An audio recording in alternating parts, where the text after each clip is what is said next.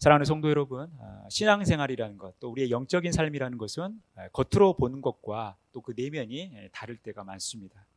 겉으로 보기에는 시원찮아 보여도 그 안에 가치가 있고 또 생명이 있는 것이 우리 그리스도인의 삶인 것입니다. 우리 그리스도인의 삶은 오른밤을 때리면 왼밤도 돌려대야 되는 것이 우리 그리스도인의 삶입니다. 겉옷을 달라고 하면 속옷까지 줘야 되는 것이 우리 그리스도인의 삶이죠. 오리를 같이 가자고 하면 심리까지도 같이 가야 되는 것이 그리스도인의 삶이래요. 우리 그리스도인의 삶을 한마디로 표현하면 바보의 삶이죠. 세상 사람들은 왜 교회 다니는 사람들은, 왜 그리스도인이라고 하는 사람들은 저렇게 살까 이해할 수 없는 눈빛으로 우리를 바라보죠. 그래서 때로는 손해를 보면서도 즐거워하고 또 내가 희생하면서도 기뻐하는 삶을 살아가는 것이 우리 그리스도인의 삶이라는 거예요. 우리의 영적인 삶의, 우리 신앙의 삶의 본질은 우리가 겉으로 보여지는 이 눈에 있지 않기 때문에 그렇습니다. 오늘 예수님께서도 굉장히 의미심장한 말씀을 하십니다. 31절 말씀 같이 읽겠습니다. 그가 나간 후에 예수께서 이르시되 지금 인자가 영광을 받았고 하나님도 인자로 말미암아 영광을 받으셨도다. 지금 예수님께서는 인자가 지금 영광을 받았다라고 말씀하고 있어요. 그리고 하나님도 예수님을 통해서 영광을 받으셨다라고 말씀하고 있어요. 그런데 그 시점이 어떤 시점입니까? 지금이라는 시점인데 그 지금은 그가 나간 후라는 거예요. 여기서 말한 그는 누굽니까? 바로 가룟 유다입니다. 가룟 유다가 나간 후에 지금 예수님께서 영광을 받으셨다라고 말씀하는 거예요. 여러분, 가룟 유다가 지금 나갔다라는 것은 무엇을 의미합니까? 이제 가룟 유다가 예수님을 팔려고 나간 것이죠. 가룟 유다가 예수님을 판다라는 것은 이제 예수님의 고난이 시작됐다라는 것을 의미하는 거예요. 이제 예수님께서 십자가를 지셔야 할, 십자가에서 죽으셔야 할 이 고난이 시작되었음을 말씀하고 있는 거죠. 그러면서 이 고난의 시작과 함께 지금 예수님은 무슨 말씀을 하시냐면 예수님이 영광을 받으셨다라고 말씀하는 거예요. 여러분, 고난과 영광, 여러분 이게 어울리는 표현이에요? 여러분, 이 고난이 영광과 맞는 표현입니까? 대치되는 표현이죠. 여러분, 고난과 영광은 어울리지 않습니다. 고난하면 우리에게 고통, 슬픔, 안타까움, 불안, 여러분 이런 이미지가 떠올라요. 그런데 영광은 어떻습니까? 환희, 또 즐거움, 만족, 이런 의미들이 우리에게 다가오는 것이죠. 이 고난과 영광은 어울리지 않는 표현이지만 지금 예수님께서는 고난의 시작과 함께 자신이 영광을 받으셨다라고 말씀하고 있다라는 거예요. 예수님은 그렇다면 왜 이 고난 가운데 영광을 받으셨다라고 말씀하냐라는 거예요. 이 영광이라는 말이 무슨 뜻입니까? 하나님이 드러나는 것, 하나님을 나타내는 것, 하나님께서 보여지는 것, 여러분 이것이 영광인 거예요. 그러니까 지금 예수님은 고난 가운데 영광을 받으셨다는 것은 자신의 고난과 함께 하나님이 나타나기 시작했다라는 거예요. 예수님이 그 고난을 통해서 하나님을 드러내기를 원하신 거죠. 결국 이 예수님의 말씀은 자신의 고난의 시작과 함께 하나님이 나타났음을, 또 계속해서 하나님이 나타날 것을 말씀하는 거예요. 히브리서 10장 7절 말씀에 보면요, 이에 내가 말하기를 하나님이여 보시옵소서 두루마리 책에 나를 가리켜 기록된 것과 같이 하나님의 뜻을 행하러 왔나이다 하셨느니라. 그러니까 예수님은 하나님의 뜻을 행하러 왔다라는 것입니다. 하나님을 나타내기 위해 오셨다라는 거죠. 하나님의 목적을 이루시기 위해 오셨다라는 거예요. 그래서 예수님의 행적 하나하나는 하나님을 나타내는 데 초점이 있는 거예요. 그러니까 예수님은 그냥 움직이신 것이 아니라 하나님을 나타내기 위해 움직이셨고 그 일을 위해 이 땅에 오셨다라는 거예요. 그래서 이루신 놀라운 일이 무엇입니까? 바로 히브리서 10장 10절이에요. 이 뜻을 따라 예수 그리스도의 몸을 단번에 들이심으로 말미암아 우리가 거룩함을 얻었노라. 결국 예수님께서 이 땅에 오신 그 목적이 무엇이었냐면 자신의 몸을 단번에 들임으로 말미암아 우리가 거룩하게 된 거예요. 우리가 구원을 얻었다라는 거예요. 우리가 영생을 얻게 됐다라는 거예요. 그러니까 예수님은 철저히 자신의 희생을 통해서, 자신의 고난을 통해서 하나님께 영광을 돌렸고 결국 우리를 위한 길을 걸어가신 거예요. 여러분, 고난은 나뿐만 아니라 다른 사람을 유익하게 하는 거예요.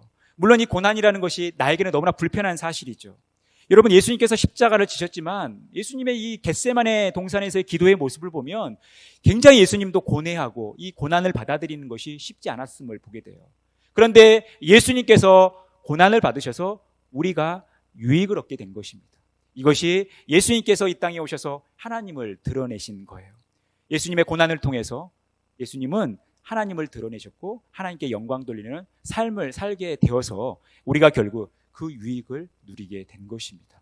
여러분, 이 희생이라는 것은 어때요? 이 세상에서도 엄청난 가치를 부여하는 거 아닙니까? 내가 누군가를 위해서 희생했다. 내가 어떤 그 공동체를 위해서 희생했다라고 할 때는요, 그 희생의 가치를 이 세상의 가치관 속에서도 여러분 보여주고 있어요. 그런데 하나님을 섬기는 이 우리의 삶 속에서, 이 그리스도인의 삶 속에서 이 희생이라는 것은 예수 그리스도를 통해서 보여주시고 있는 그 희생의 가치는 이루 말로 표현할 수 없다라는 거예요.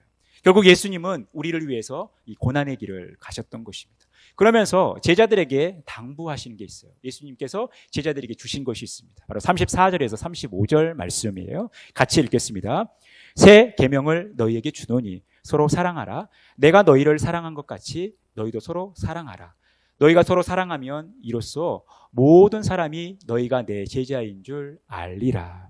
지금 예수님께서는 제자들에게 새 계명을 주신다고 했어요. 새 계명을 주시는데 그게 뭡니까? 서로 사랑하는 거예요.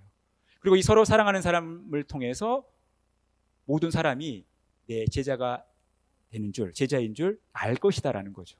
이것은 뭡니까? 제자들의 서로 사랑하는 삶을 통해서 하나님의 뜻이 이루어진다라는 거예요. 결국 예수님께서 지금 제자들에게 주신 새 계명은 서로 사랑하는 삶이에요. 그런데 여러분, 예수님께서 지금 서로 사랑하라고 하면서 새 계명을 주셨는데 이 계명은 진짜 우리에게 또 이 제자들에게 다가오는 새롭게 주어진 계명입니까? 예수님은 지금까지 제자들이 전혀 들어보지 못했던 새로운 계명을 제자들에게 주셨어요? 그렇지 않죠. 이 예수님의 계명은 새 계명이 아니에요. 여러분, 누가복음 10장 26절에서 27절에 보면요, 예수께서 이르시되 율법에 무엇이라 기록되었으며 내가 어떻게 읽느냐 대답하여 이르되 내 마음을 다하며 목숨을 다하며 힘을 다하며 뜻을 다하여 주 너의 하나님을 사랑하고 또한 내 이웃을 내 자신같이 사랑하라 하였나이다. 여러분, 하나님을 사랑하고 이웃을 내 몸과 같이, 내 자신과 같이 사랑하는 삶, 이미 구약의 율법을 통해서 주어진 계명이었어요. 그러면 지금 예수님께서 제자들에게 주신 새 계명과 이미 구약 율법을 통해서 하나님을 사랑하고 내 이웃을 사랑하라고 하는 이 계명이 다릅니까? 서로 사랑하라고 하는 계명이 같잖아요. 그러면 여러분, 예수님의 계명은 엄밀하게 따져서 새 계명이에요? 헌 계명이에요? 이미 있었던 헌 계명이에요. 그런데 지금 예수님은 새 계명을 준다라고 말씀하고 있어요. 예수님은 왜 우리가 보기에는 헌 계명인데 이미 구약의 율법에서 계명을 주셨는데, 사랑하라는 이 계명을 주셨는데 왜 새 계명을 주냐라고 말씀하냐라는 거예요. 여러분, 이 예수님의 의도가 어디에 있겠습니까? 그러면 이 예수님께서 말씀하신 이 새 계명의 실상이 무엇이냐라는 거예요. 여러분, 로마서 10장 4절에 보면요, 그리스도는 모든 믿는 자에게 의를 이루기 위하여 율법의 마침이 되시니라. 그러니까 예수 그리스도께서 모든 믿는 자에게 의를 이루기 위해서, 즉 하나님의 뜻을 이루기 위해서 율법의 마침이 되셨다라는 거예요. 한마디로 그리스도는 율법의 마침이라는 거죠. 그리스도는 율법의 마침이에요. 예수 그리스도께서 이 율법의 마침으로 우리를 위하여 십자가에 달려 죽으셨다라는 거죠. 하나님과 우리 사이에 의를 이루셨다라는 거예요. 이게 예수님의 율법의 마침 되는 거죠. 또한 10절에 보면요, 사랑은 이웃에게 악을 행하지 아니하나니 그러므로 사랑은 율법의 완성이니라.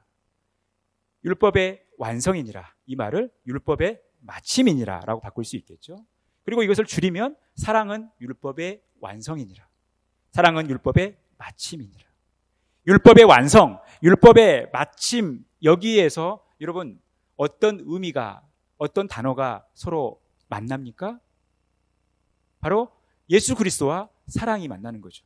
예수 그리스도도 율법의 마침이고 사랑도 율법의 마침이라는 거예요. 다른 말로 표현하면 예수 그리스도가 사랑이라는 것입니다. 예수 그리스도만이 진짜 사랑을 할 수 있다는 거예요. 율법이 요구하는 하나님을 내 힘과 내 모든 것을 다하여 사랑하고 내 이웃을 내 자신과 같이 사랑하라고 하는 이 율법의 계명을 예수님만이 온전히 이루실 수 있다는 거예요.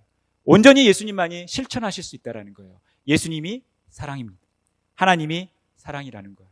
여러분, 이것이 오늘 예수 그리스도께서 제자들에게 새 계명을 준다라는 의미와 어떤 연관이 있겠습니까? 예수님께서 오늘 제자들에게 주신 새 계명은 그동안 제자들이 한 번도 듣지 못했던 전혀 새로운 계명이 아니라 이제 이 새 계명이라는 것은 제자들이 지킬 수 있는 계명이라는 거예요. 구약의 율법은 서로 사랑하라는 이 계명을 지킬 수 없다라는 거예요. 우리 인간은 하나님으로부터 율법을 받았지만 그 율법을 온전히 지킬 수 없는 거예요. 여러분, 구약의 율법을 보시면 하지 말라는 게 365가지 아닙니까? 근데 우리 인간의 본성상 어때요? 하지 말라는 것은 자꾸 하게 되고 하라고 하는 것은 잘 안 하잖아요. 그러니까 우리가 이 율법을 지킬 능력이 우리에게 없는 거예요. 여러분, 율법대로, 이 구약의 율법대로 지금 우리가 신앙생활을 하면 얼마나 힘들겠어요. 주일마다 짐승을 잡고 제사를 드려야 되는데 또 먹지 말라고 하는 것도 너무 많잖아요. 제가 군생활하면서 이 군생활 초창기 때 참 그 애로사항이 있었던 게 뭐냐면 제가 이제 이 사단 군종병으로서 이 군종부에서 근무를 하는데 이 안에 구성원은 이 기독교 군종병인 저하고 또 선임되는 군종병이 천주교 군종병이 있었어요. 근데 또 한 분의 이 문제의 사병이 있었는데 그분은 이 교회의 운전병, 파견된 운전병이에요. 그러니까 같은 식구인 거죠. 그런데 그분의 종교가 뭐냐면 안식일교예요. 안식일교. 안식일교의 특징은 뭡니까? 음식이 굉장히 까다롭죠. 우리가 흔히 아는 돼지고기하고 이 오징어를 안 먹어요. 근데 제가 초창기 군생활하면서 이제 제가 막내이다 보니까 같이 식당에 가서 이 군부대 식당에 가서 식사를 하는 게 아니라 제가 이제 막내로서 식당에서 밥을 타와서 이 군종부 사무실에서 같이 식사를 해요. 그런데 제가 이제 군생활을 할 때만 하더라도 이제 이 군대가 많이 좋아져가지고 이 고기가 잘 나와요. 고기가 돼지고기가 일주일에 몇 번은 나와요. 오징어도 자주 나와요. 이 오징어와 돼지고기가 번갈아 가면서 나와요. 그러면 어떤 문제가 생깁니까? 그 운전병, 안식일교였던 그 운전병이 밥을 안 먹어요. 반찬이 돼지고기하고 오징어가 나오니까. 그래서 제가 할 수 있는 게 뭐였냐면 전혀 새로운 요리를 해서 그분 식사를 하게 해야 했던 거예요. 여러분, 우리가 율법을 지킨다라는 거 이게 쉽지 않은 일입니다. 굉장히 까다로운 일이에요. 여러분, 사랑하는 삶 쉽지 않죠.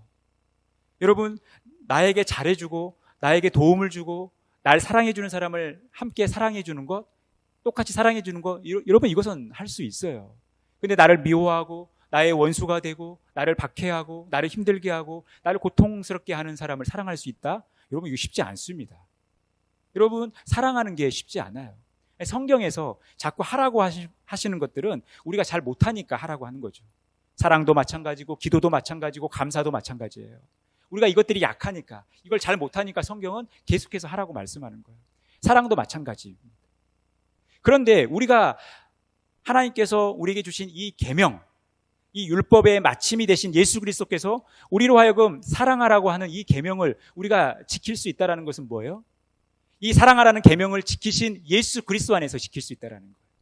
그러니까 우리가 지금 받고 있는, 이 제자들이 받고 있는 새 계명은 어떤 개념이냐면 예수 그리스도께서 순종하신, 예수 그리스도께서 이루신 실제적인 우리가 예수 안에서 지킬 수 있는 계명이라는 거예요. 이게 제자들이 지켜야 할 새 계명이라는 거예요. 그래서 우리가 예수 안에 있으면서 예수님께서 가신 그 길을 따라갈 때 우리가 예수님의 진정한 제자가 되고 예수님을 따라가는 삶을 살 수 있다는 거예요. 그런데 문제는 뭡니까? 여러분 36절에 보면요, 시몬 베드로가 이르되 주여 어디로 가시나이까? 예수께서 대답하시되 내가 가는 곳에 내가 지금은 따라올 수 없으나 후에는 따라오리라. 여러분, 예수님께서 가신 길을 제자들이 다 따라가면 얼마나 좋겠어요. 그런데 예수님께서도 이 문제가 어떤 문제인지 아셨던 거예요.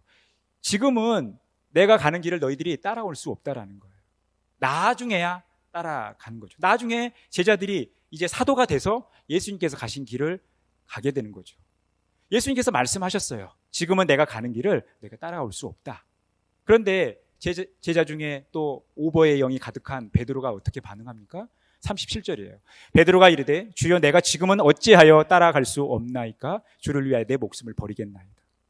예수님은 너 나 못 따라와, 지금은 나중에 따라올 거야 라고 말씀하실 때 또 베드로는 얘기하죠. 내가 목숨을 버리겠다고. 주님을 따르는 일에, 주님을 위하는 일에 목숨을 버리겠다라는 거예요. 다른 사람들 다 예수님 배신해도, 예수님 다 부인해도 저는 예수님 부인하지 않고 예수님 따라가겠습니다 라고 고백하죠. 그런데 베드로가 이렇게 고백한 대로 지켜집니까? 지켜지지 않아요. 예수님께서 이렇게 말씀하시죠. 예수께서 대답하시되 내가 나를 위하여 내 목숨을 버리겠느냐? 내가 진실로 진실로 내게 이르노니 닭 울기 전에 내가 3번 나를 부인하리라. 예수님은 베드로의 연약함을 아셨던 거예요. 그래서 지금 너의 마음은, 네 열정은 나를 금방 따라올 것처럼 나를 위해서 목숨을 버리겠다고 이야기하지만 너는 그렇지 않아. 너는 닭 울기 전에 나를 3번 부인할 거야 라고 말씀했어요. 여러분, 베드로가 연약해서 그렇습니까? 베드로가 연약해서 예수님을 부인했겠어요? 사실 그것보다도 더 중요한 것은 예수님께서 그렇게 말씀하셨기 때문에 베드로는 부인할 수밖에 없었던 거예요. 베드로 자신보다 베드로를 더 잘 아신 예수님이 베드로의 부인을 아셨거든요. 그래서 예수님은 베드로에게 내가 나를 3번 부인할 것이다 라고 말씀하셨던 거예요. 그리고 그것은 현실이 됐습니다. 여러분, 이것이 우리의 한계라는 거예요. 우리는 하나님의 계명을 지킬 능력이 우리에게 없다라는 거예요. 어떨 때 우리가 경험이 많이 쌓이고 컨디션이 좋을 때, 또 요즘에 기도가 잘 된다고 판단되어질 때 우리는 뭐든지 할 수 있다라고 착각을 해요. 내가 주님을 위해서 다 살 수 있다고 생각을 합니다. 주님의 말씀을 다 지킬 수 있을 거라고 착각을 해요. 그런데 여러분, 우리의 신앙생활이라는 것은 그런 자신감으로 하나님께 나아가는 것보다도 우리의 이 무능함을 정직하게 인정하고 하나님의 도우심을 구하는, 저는 이렇게 부족합니다, 저는 하나님의 말씀을 지킬 능력이 저에게는 없습니다라는 것들을 솔직하게 인정하고 주님을 따라가는 것, 여러분, 이것이 신앙생활의 본질이라는 거예요. 그럼 우리가 어떻게 이 예수님의 길을 따라갈 수 있는가? 예수님께서 주신 그 계명을 지킬 수 있냐라는 거예요. 32절, 만일 하나님이 그로 말미암아 영광을 받으셨으면 하나님도 자기로 말미암아 그에게 영광을 주시리니 곧 주시리라. 결국 우리에게 하나님의 영광이 임해야 된다라는 거예요. 하나님께서 우리에게 영광을 주셔야만 우리가 하나님께 영광된 삶을 살 수 있다라는 거예요. 그러니까 예수님도 예수님 스스로 그 십자가의 길을 걸어가셨던 것이 아니라 하나님께서 성령을 주셔서 그 성령의 능력으로 순종의 삶을 살아갈 수 있었던 거예요. 하나님의 영광이 예수님에게 임했기 때문에, 하나님께서 능력을 주셨기 때문에 예수님은 그 순종의 길을 걸어가신 거예요. 우리를 위한 구원의 길을 걸어가셨다라는 거예요. 여러분, 그 예수님 때문에 우리가 지금 구원받은 거 아닙니까? 우리가 이렇게 구원받은 사실이 얼마나 하나님의 큰 은혜입니까? 우리가 신앙생활을 오래 하면서 참 잊고 있는 게 뭐냐면, 예수 믿는 게 참 쉽다라고 생각을 하는 경향이 있어요. 예수 믿는 거, 하나님께 예배하는 거 굉장히 쉬운 일이라고 생각하는데 사실은 예수 믿는 게 쉽지 않습니다. 여러분, 우리 주변에 있는 사람들에게 복음을 전해보십시오. 그 복음을 듣고 바로 예수 믿겠다고, 바로 교회에 나오겠다고 하신 분들 많지 않습니다. 혹은 머리로는 예수님의 존재를, 하나님의 존재를 알겠는데, 이해는 되는데 가슴으로 믿는 게 너무 어렵다고 이야기하신 분들이 많아요. 여러분, 예수 믿는 거 너무나 어렵습니다. 그런데 우리가 예수 믿고 지금 이 자리에 있는 거 다 하나님의 은혜라는 거예요. 우리가 어떤 자격이 있어서, 예수 믿을 만한 자격이 있어서, 우리가 구원받을 만한 자격이 있어서 이 자리에 있는 것이 아니라, 우리가 이 자리에 앉아서 예수 그리스도를 믿고 하나님께 예배할 수 있는 이 일은 철저한 하나님의 은혜, 받을 만한 자격이 없는 우리들에게 하나님께서 거둬주시는, 일방적으로 주시는 하나님의 선물이라는 거예요. 이게 은혜이죠. 그런데 사실은 우리의 삶이라는 것이 예수 믿는 그 순간도 중요하지만 앞으로 예수 믿고 어떻게 살아갈 것인가, 우리가 예수 믿고 어떻게 예수님의 제자로 살아갈 것인가, 여러분 이것이 우리 앞에 놓인 숙제 아닙니까?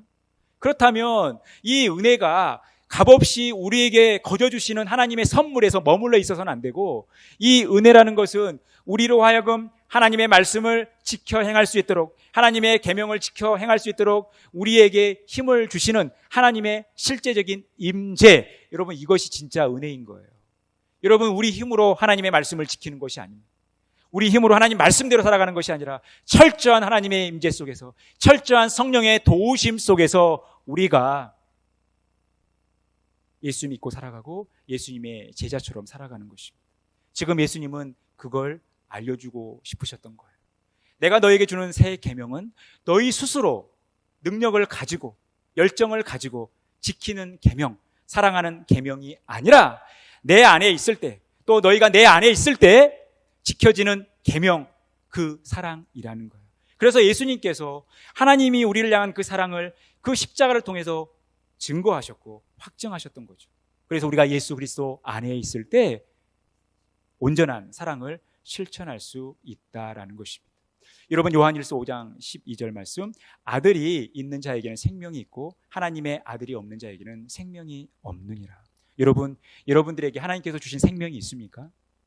여러분들에게는 영원한 생명이 있어요.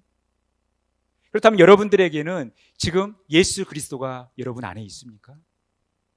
우리가 예수 그리스도 안에 있을 때 우리에게 생명이 주어지는 거예요. 우리에게 생명이 있다는 것은, 우리에게 영원한 생명이 있다는 것은 우리 안에 예수 그리스도가 있다는 거예요. 그래서 우리의 삶이라는 것은 예수 그리스도에 의해서 좌우된다는 것입니다.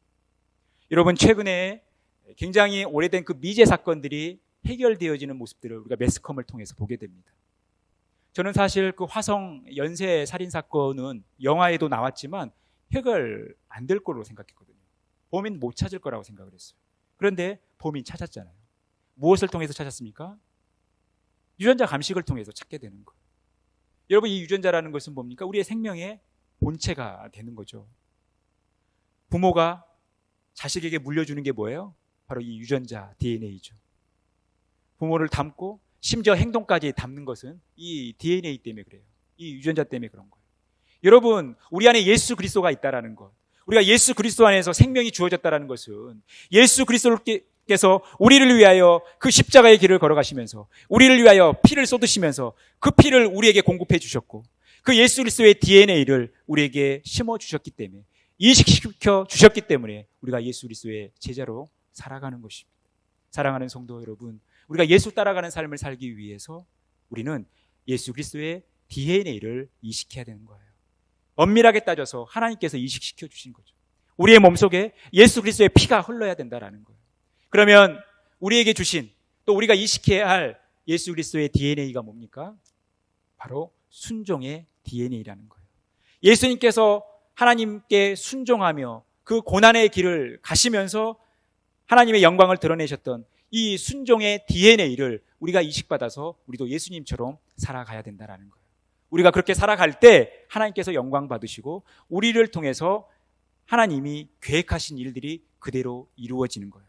그리고 우리 스스로는 사랑할 수 없지만 그 예수님의 능력으로, 그 예수님의 DNA로 우리가 서로 사랑할 수 있는 삶을 살 수 있다는 거예요. 이 은혜가 저와 여러분 가운데 가득 넘치기를 간절히 바라겠습니다. 마지막 베드로전서 2장 21절 말씀을 같이 한 목소리로 읽겠습니다. 이를 위하여 너희가 부르심을 받았으니 그리스도도 너희를 위하여 고난을 받으사 너희에게 본을 끼쳐 그 자취를 따라오게 하려 하셨느니라. 여러분들은 예수님을 따라가고 계십니까? 예수님을 따라가면서 예수님의 제자의 삶을 살아가고 있어요? 우리가 교회 안에서 왜 제자 훈련을 합니까? 예수님을 닮아가기 위해서 하는 거죠. 내가 제자 훈련 받았다고 어디 가서 자랑하고 어떤 스펙 내세우려고 우리가 제자 훈련하는 거 아니잖아요. 우리가 제자 훈련을 하는 이유는 예수님을 따라가기 위해서 제자 훈련을 하는 거예요. 예수님께서 가신 그 삶을 우리도 함께 따라가기 위해서, 예수님처럼 살아가기 위해서, 예수님과 동행하기 위해서 우리가 제자 훈련을 하는 거예요. 그런데 여러분, 예수님을 따라가는 삶은 이 고난까지도 다 포함이 된다는 거예요. 또 우리가 참 지키기 힘든 이 계명을 지키는 삶, 사랑하는 삶도 다 포함이 된다는 거예요. 우리에게 여담감이 있습니다. 우리는 하나님이 주신 그 계명을 지킬 능력이 없습니다. 하지만 예수님이 우리 안에 계시다면 우리는 그 계명을 지키며 살아갈 수 있다는 거예요. 사랑하는 성도 여러분, 예수님의 DNA를 잘 이식받고 예수님께서 가신 그 길을 따라 순종의 삶을 살아가는, 그래서 하나님께 영광 돌리는 참 제자의 삶을 살아가는 복된 삶 살아가시기를 간절히 축원합니다.